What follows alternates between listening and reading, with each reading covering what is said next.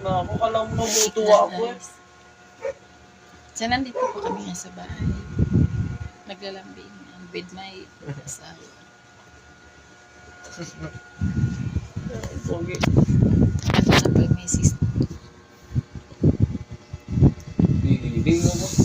Tamang pakyat lang. Nunod eh. Kapasama ko ba? Nadalo. Pinisi. Hindi na po tayo. Edad na. Ang ganda ko. Maganda. Sama. Vlog to.